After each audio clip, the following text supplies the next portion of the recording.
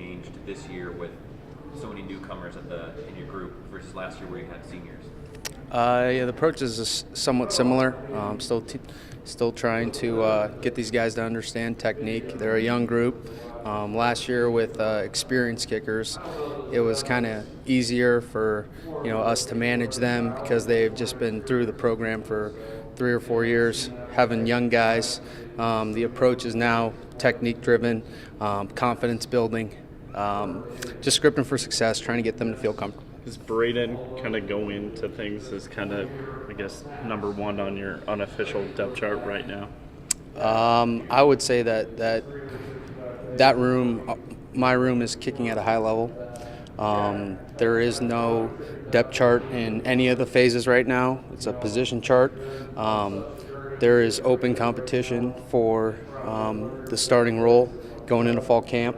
I believe that competition breeds success, and having those guys compete for the job will be mandatory for them to be peak performing on Saturdays come season. But I talked to Braden shortly before he got here, and he said that Coach Campbell told him, Chris Francis, kickoff-wise, he'd be the guy that he probably had to be. What do those two guys bring in the kickoff versus compared to maybe field goals? Yeah, well, Chris's leg is proven to be explosive. Chris is a tremendous athlete. His leg speed is incredible, and you can kind of see that be established on his kickoffs. And he's got a really fast leg and a really strong leg. Braden also has a strong leg as well. We're working on him getting developed in the weight room. That'll be big and mandatory for his ability to reach his potential. And he's made a commitment to the weight room so far, and him and Corey Dunn both have been doing a great job committing to the weight room and developing muscle. Chris is going to be the incumbent kickoff guy. We all know that. He's as strong as anyone in this conference when it comes to kicking the ball off. His field goals have been improving too from a technique perspective.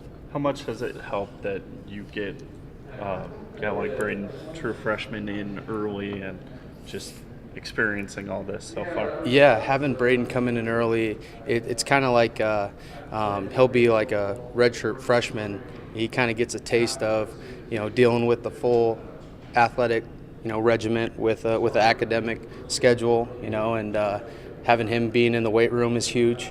Having him come in and steal reps and basically getting developed for 9 months as opposed to coming in July when all the freshmen come in. It's awesome. What have you seen from him so far? Really technical. Brain's really consistent. We're working with the snapper and holder too, because Kyle Starcevich graduated. So from an operation perspective, we're working on the full comprehensive package there. Braden's doing a great job. He's really technical, very accurate. He's going to have a good chance at the starting role. How tough is it to come in as a true freshman and be thrown into the fire?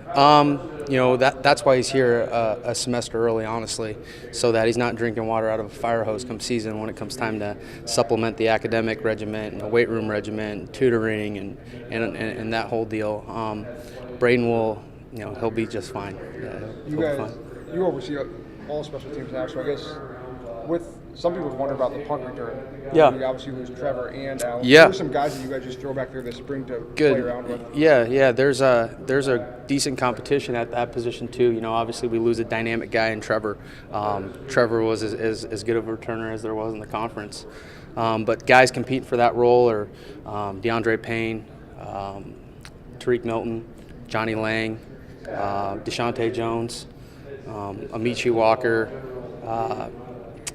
Hakeem's been back there. Peavy's been back there a little bit. We're still trying to navigate our way, and now we're just trying to get as many reps as possible. What are you looking for when it comes to that spot? Most important thing is ball security. Second most important thing after that, you establish the trust is the ability to get vertical and downfield and understand how the block's set up. And if the blocks don't set up, you got to set up the blocks. And so it's a full-on ball to blocks to ball mentality. Those guys that can make a guy miss in open space, all those guys I mentioned have been doing a great job at developing those skills. Sounds like Coach Campbell had said, man, that Corey Dunn just reeked of potential. And, even though we had 1 year, I think just 1 year of actual football experience under his belt, he wasn't, too worried about him making the adjustment. How much raw potential does he have?